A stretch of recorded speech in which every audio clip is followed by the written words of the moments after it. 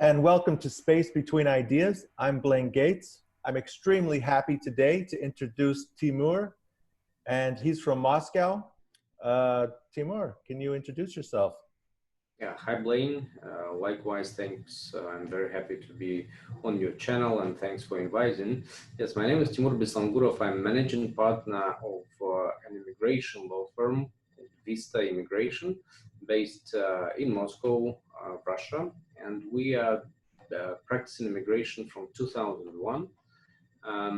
Have quite a number of corporate clients and now moving into more of a private clients because we see there is a lot of potential in this field because there is a growing need from the foreigners that would like to permanently move to Russia, reside in Russia, work in Russia, and we see that there is a demand for that. So we are doing that as well.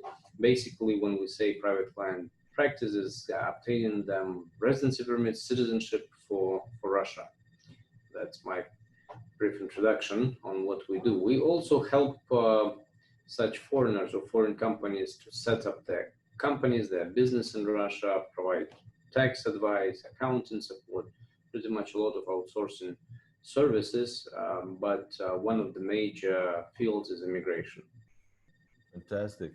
You know, I watch a lot of economic and political YouTube videos, and there's a guy named Jim Rogers, the legend. They call him the legendary Jim Rogers. He's a guy that drove a motorcycle around the world, and he drove in the 80s. He drove through China and he drove through Russia, and he's an investor. At that time, he said it was impossible to invest in Russia. And then I think about less than 10 years ago, he got a special made Mercedes Benz, and he drove around the world again. And this time, when he went through Russia, he said, something is changing in Russia. And now it is friendly to businesses. And so it seems like, and also myself. So I lived in Moscow for 2 years. And in fact, I'm planning to go back to Russia. And a lot of people, they're seeing what's happening in the United States. There's this big change in the government, and there's people that are looking at what's going on in Europe. And there's a lot of people that are considering living in Russia. What are you noticing in Russia? Well, definitely from the time that Jim Rogers made his first trip to Russia, I think a lot of change. It's a different country. With regards to how favorable it is or easy to do business, I think it's all kind of, you need to compare with probably other countries. And if you look on those ratings, that doing business in Russia or doing business in the world and on which place Russia would be, we are not close to top 10, of course. I know how those ratings are objective or not, but pretty much like in every country, there are certain things that are maybe over bureaucratic, certain things that become much easier to be done than before. But in general, we're moving very fast towards the simplifying the procedures and shifting the bureaucracy and making a lot of efforts to do it, many procedures digitalized, which wasn't even, nobody could think about this 10 years ago, or even 5 years ago. So all the famous around the world, the queues that Russians, Soviet people used to stand in, now pretty much in history. A lot of things we do literally through the phone or through the websites, and many things become easier. With regards to doing business for foreigners, it also became much more easier than it used before. I'm not saying that it is as easy to register a company as say US. I think you can do it in a couple hours just using a computer. It's not that fast and not that easy yet in Russia, but it's much easier than before. Now, so this is kind of on the side note. So I noticed that before I went to Russia, I was a little bit afraid. In Western propaganda, they set up Russia like it's the enemy of the United States. And in movies, the Russian guy is always this gangster, you know. And then they have this scary, what's it called? In the United States, they have the CIA, and then in Russia, FSB, they have the FSB. Now, what was the old name for the FSB? KGB. The KGB. So everyone's scared of Russia. And so, what are you finding when you talk to foreigners that have lived in Russia for a while? Are they also afraid? Is this what they find, the scary country? Well, most of the people I met, they're more positive about Russia than of their home countries sometimes. Yeah. Maybe it's subjective again. Maybe it's subjective because in Russia you need to, of course, the Western propaganda, same as Russian propaganda towards what's going on in the US. Yeah, when you watch it on the TV, you're like, come on, guys, this is way too much. Yeah, way too much. Like propaganda. Like how bad are things in US? Like look what's going on. But my foreign friends, they're all very happy in Russia because Russia has always, for 300 years, perception of a Russian person, when a Russian person meets a foreigner, it's always a good and welcoming thing. Yeah. Russian perception of foreigners is that foreigners, especially from, I would say, Western countries, are to some level superior. Okay. It's just on a psychological level. They look up to foreigners. Yes. I thought I heard about the same, like some Asian countries, China, etc., etc. If you're kind of like Asian white, you're like a god in China. In Russia, maybe you look up, but in China, they look up to heaven. Yeah, without like trying to say anything bad about anyone, but it is like that, and this means that right away there is some kind of respect to a foreigner, and of course there is an interest. When Russians see a foreigner, it's always like interesting. Oh, why are you in Russia? What are you doing in Russia, etc., etc. I have a client right now, an Australian farmer. He already just sold his farm, sold everything that he had in Australia, and he is moving permanently to Russia, waiting until the borders would be reopened, bringing, I think, 8 members of his family, like children and grandchildren. They asked him, listen, why Russia? Why are you moving from Australia? He says, well, listen, in Australia, not everything is like perfect, not everything very good, but I think that Russia is potentially in some not distant future is the place to be. And he was showing, his arguments were pretty much macroeconomic statistics, like Russia has small debt on GDP rate, and etc., etc. And he's moving to Russia with all of the family, and he's planning to do farming business in Russia. And of course, it is maybe when you say the grass is greener on the other side of the fence, maybe, because when you live in Russia, sometimes you of course understand that, well, no, not everything is perfect. Of course, some things are better than in other countries, but it's probably from which point of view to look at. But we see a growing demand, but everyone is saying, bureaucracy and all that and that, but a lot of foreigners still in general think that it is much kind of safer.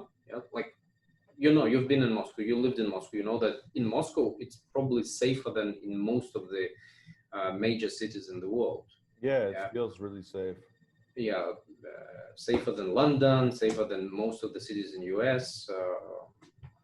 I don't take Singapore or Dubai, where nothing can happen to you, but Moscow is a very safe place, same as most parts of the Russia. So many people come for that, for traditions, culture, people, many factors. All right. So let me share my screen, and let's talk about some of these direct outcomes checklists. So everybody knows that my channel, we talk about Create Crucial Insight. So Create Crucial Insight, it's a book that was written by Dr. Thomas Buchholz, and he has created a set of checklists in order for people to be able to think through a variety of business behaviors. And as you know, on my channel, I discussed there's basically three different types of people that I talk to. One, they are the startup company, the people who are trying to think through how to create something from nothing. And then the second type is, it would be like a person who is a manager of a department, and they would, in general, they're looking for checklists to help them to carry out meetings when they're with their team, and also for training the people on their team. And the third type of people are business owners. I call them the big bosses, the guys who have been in business for a long time, and now they're taking a new look at their business through these checklists and to see if there's any like blind spots. So for example, I remember when I played football in high school, a friend of mine, he had this wall, and on the wall there were a whole bunch of different lights. And what you have to do is when the light is turned on, it's just like a small LED. Yeah, you have to touch the light. And what happens is the machine, it tests your blind spots. So like if a light goes off up in the corner and you don't move, then you realize you have a blind spot. Now, as a football player, if you know you have a blind spot on the left side, it means that you should play on the left side of the field so that when you go to catch the ball, you'll always be able to see it. Mhm. In business, with these checklists, what happens is it gives you a list of ideas, and then you talk about each idea, and possibly it will stimulate something in your mind that you haven't thought about before. Yeah, absolutely. All right, so here we are. Here's Timur's Create Crucial Insight. All right, so your endeavor is basically like, what is it that you're trying to do? What would you like to do? We've been in business for a long time, so we know a lot about immigration, and we know a lot about what is done properly and what is done improperly. And as you were saying, that there are certain not blind spots in kind of our business, but the areas that nobody touched, nobody in Russia strategically,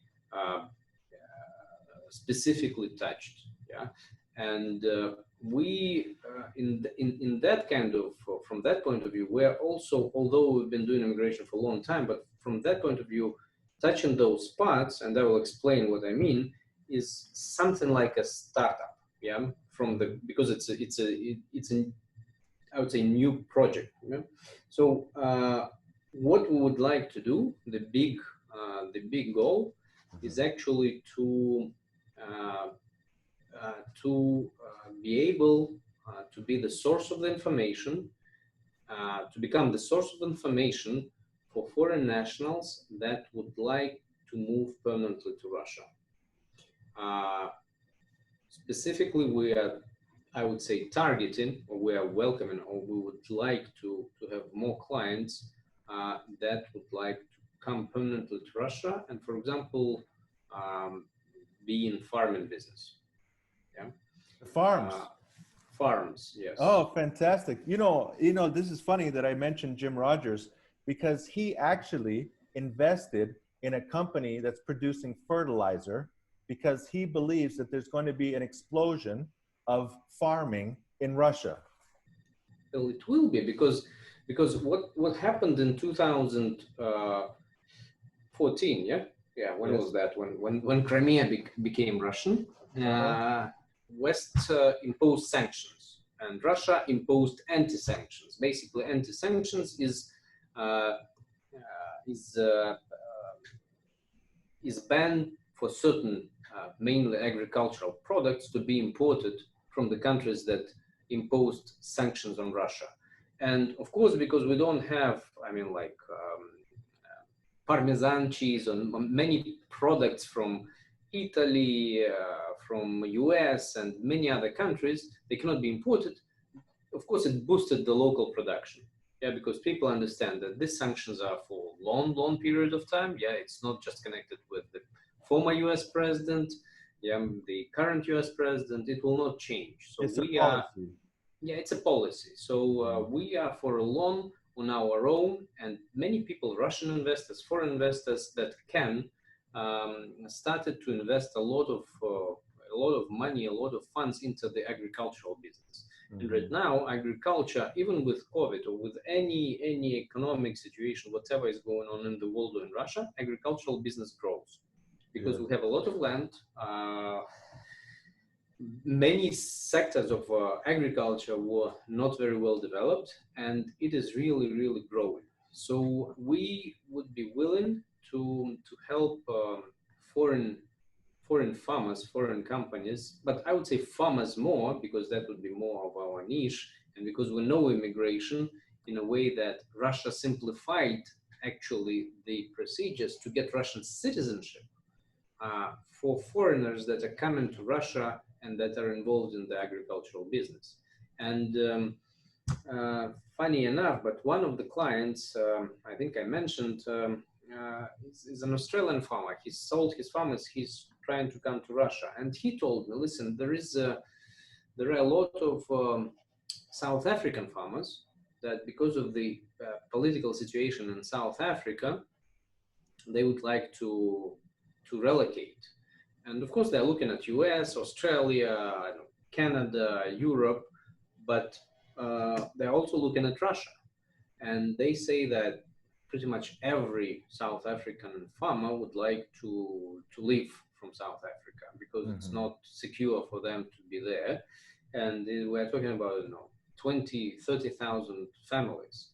And we are actually making a project to offer them full services. Yeah, like, okay, how is it possible to buy agricultural land in Russia if you're a foreigner? Well, the straight answer is no, but like, we can get you Russian citizenship in 1.5 years, and if you become Russian citizen, you can buy this land. Yeah, so like, what type of lands, how you do business, etc., etc., etc. So we are looking at making it's like a package service.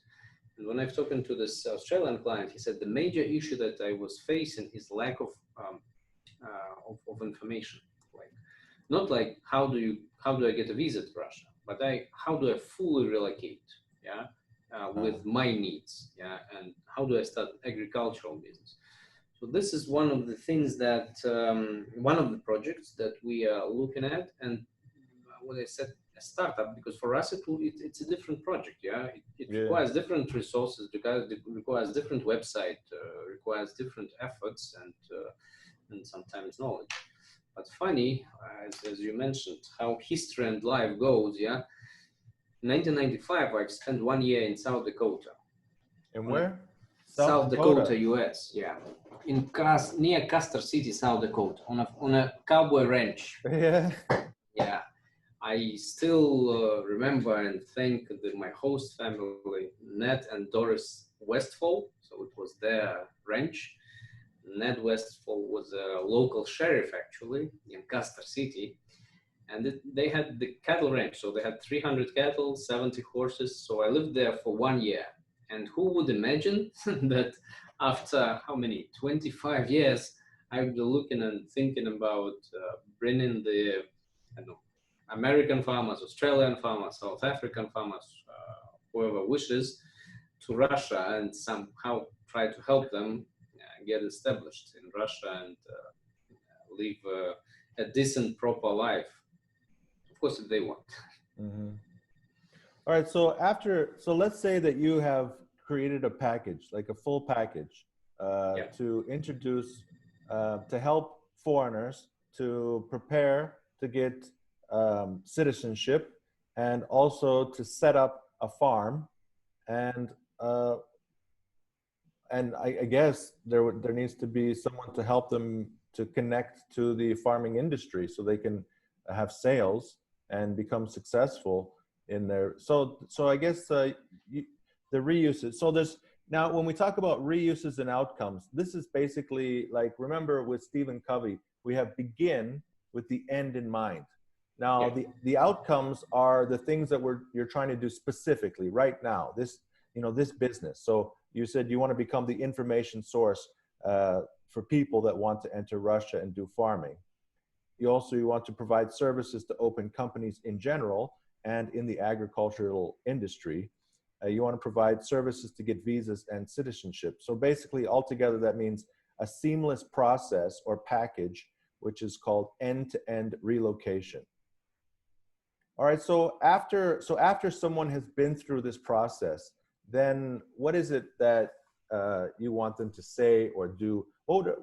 So let's say that I work through this process with you, and then we're finished. Okay, so now I have citizenship, and I'm a farmer, and I have my farm. Now, what is our relationship after this period has been successful? What happens? Well, it depends, yeah, because we're on the initial stage, we can either think that this is the core services that we delivered, and kind of that's all. But potentially, again, this is just thoughts. Potentially, say that we were able to bring, I don't know, 20, 30, 100 families from, let's try to talk about South Africa, because we know there is a lot of those, and if we spread properly the information in the word, maybe 100 families would say, okay, great, find us, I don't know, 1,000 hectares of land, and we'll move all together there, so that it would be easier to resolve the problems that may appear all together, yeah, rather than like each one at a time. And potentially, of course, what we could think about, and you mentioned this, is like, how do they connect with I don't know, with the retail chains? How do they sell their products? Okay, one thing is to grow the crops or grow cattle or and do other types of agricultural business, but how do you sell it actually? Yeah, and what to do with that?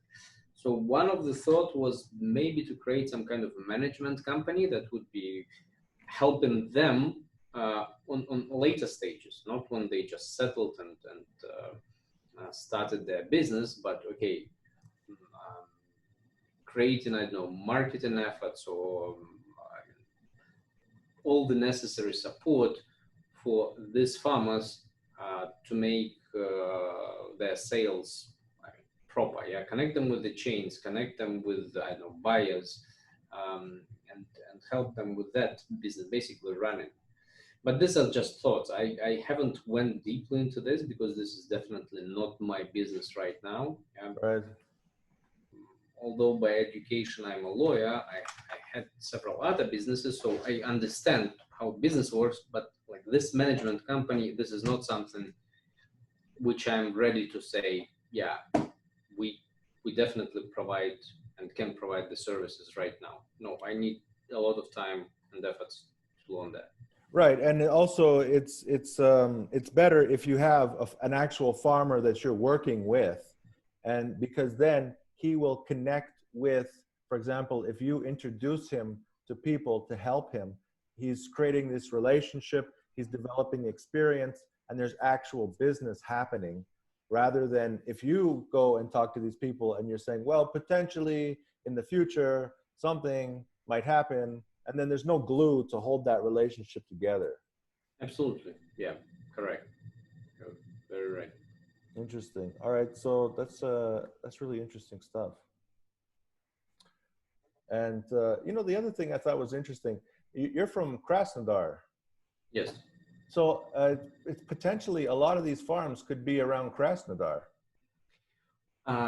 Potentially, yes. But when, of course, this idea is already in my mind for several months, I would say. And they, of course, because I'm from Krasnodar, I've spoken with my friends there, some business people, and they said, listen, Russians are very welcoming people, yeah, but quite tough businessmen, yeah, and especially where the land, and Krasnodar region, yeah, there it's like one of the best lands in Russia, and they say it would be very hard to find like a land which nobody needs. Yeah, pretty much all the land is already belongs to somebody. And in Russia, as I mentioned before, during the last 5-6 years, like major agricultural companies appeared. Yeah, like they're huge. Some of them own like million hectares of land, agricultural land. Yeah. Of course, the project I'm talking about is not about bringing that kind of companies, but rather farmers, and you can always find, I don't know, how much the farmer would need, I don't know, 10, 20, 50 hectares of land, potentially. Uh, but some other of my friends said, listen, don't go to Krasnodar. It's like very expensive, potentially a lot of competition. Go nearby Moscow.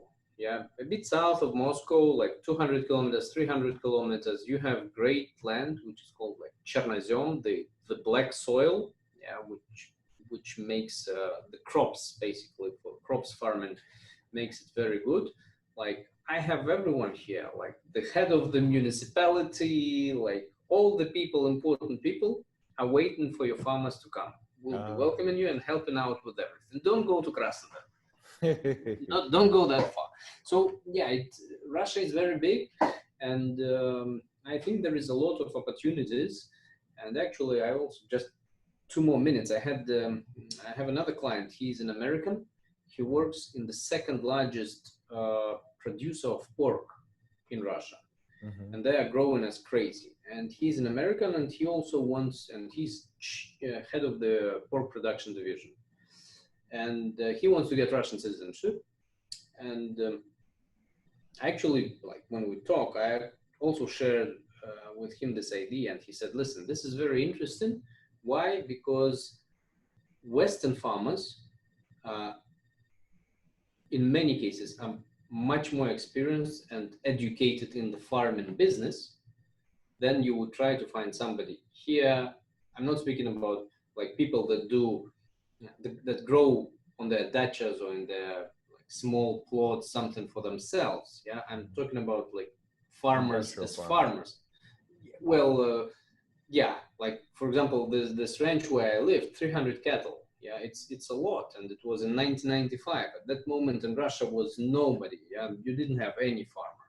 So, and this American guy says we would be even interested in having those people, like experienced professional farmers from all over the world, maybe to employ them, yeah, or maybe cooperate with them, and maybe I don't know, we would lease them the land that we have, because they have like, I think this company has like 600,000 hectares of land in different regions of Russia.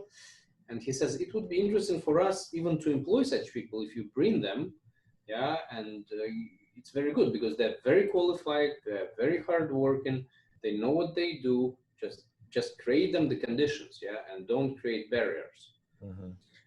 So I do hope that steadily, step by step, we will move on this project, and looking forward to the next videos and going step by step with your help on the plan to take away the blind spots. Yeah, it's interesting. My personal experience, this situation sounds very familiar because it was about almost 100 years ago that my great-great-grandfather, he moved from the United States to Canada.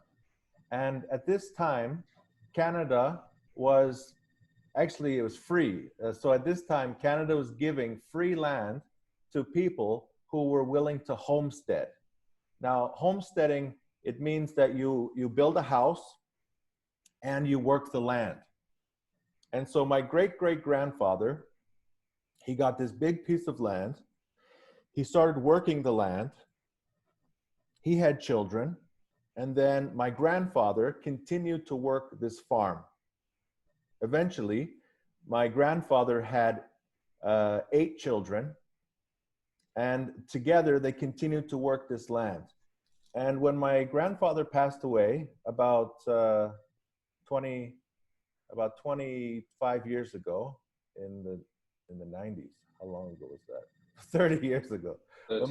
When my grandfather passed away 30 years ago, that land, which was free, 70 years before that time, was worth millions of dollars. So yeah, in Russia, actually, you can also get, as you said, this homestead, yeah, Homestead. homestead. You can also get this land free of charge, yeah, and it's governed by a particular region, how much land you can get, and you need basically at first they lease out to you, yeah, because they don't give the title right away. And if Right. you're a foreigner, you cannot get a title if it's agricultural. But at first, they give you the right to lease, Mm-hmm. so that they can see that people that get this land are not abusing it and just own it and then not do anything.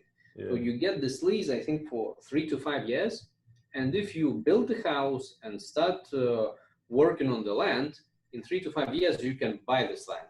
And Right. with our product that we are offering is that basically getting the Russian citizenship for farmers in a year and a half, you can then buy any agricultural land in Russia because you become a Russian citizen. So Mm-hmm. this programs do exist in Russia. Right. So yeah, this Yeah, is it's what we're interesting. aiming. And it's farming is multi-generational because you can pass it on to your children. And it seemed, and from what people can see around the world, that there's more power that's starting to move over to China and to Russia. And so it looks like it could be a very great place to start a business in farming. Even now, I mean, during the COVID situation, we saw that people that have a place outside of the big city or outside of their city, they of course went right away to their dachas, to their farm places, and as we see, many people enjoyed it, and we see that people were saying like, well, that urbanization trend is now going potentially backwards, yeah, towards the land, towards the villages and farms. Yeah, it's interesting. Yeah, I was watching some YouTube videos just the last couple of days, and some of the main guys that are in real estate investors in the United States, they're saying that it's called de-urbanization. People, they want to leave the cities because now a lot of our business we can do through Zoom and through Skype. And so why do I have to fly? Why do I have to live in these crowded cities so close to other people? Why can't I have some fresh air? Why if I work from home, then I need a bigger house, so I need another room for an office. And my children, they have their rooms, but they also need another room for their school. And then I don't go to the gym anymore, so I need another room for my gym, and I can't afford this in a city. And I'd like to be able to go swim in the river and all kinds of things. Yeah, yeah. And again, this COVID situation showed like we've been locked down in Russia in like in an apartment, yeah, for like 2 months or I don't know, 70 days. And believe me, people, literally everyone is now dreaming of a dacha or of a house on the land, yeah, so that like your kids can go walk outside, you can go walk outside, yeah, and because people, yeah, people will like stop posting this pictures on Facebook or Instagram that you are self-isolating on your dacha. Yeah, this is like too cruel to the people that are stuck in their apartments. So Yeah, my friend, you said, hey, I'm thinking about going to Crimea because I can work from home, so why not go over near the sea and just relax? yeah, absolutely, yeah. Okay, well, Timur, it's been a fantastic interview, very interesting, and Thank you, Blaine. it's a really interesting project that you guys are thinking about and that you guys are putting together, and I think it will be fun to watch as this endeavor progresses. Thank you very much for being on the show, and I can't wait for everybody to see you again and to listen to how this progresses. I think everyone will be interested to find out what's going on with these families that are coming from all over the world to visit Russia. Thank you. We'll do our best. All right, I'll see you soon. Thanks. Bye.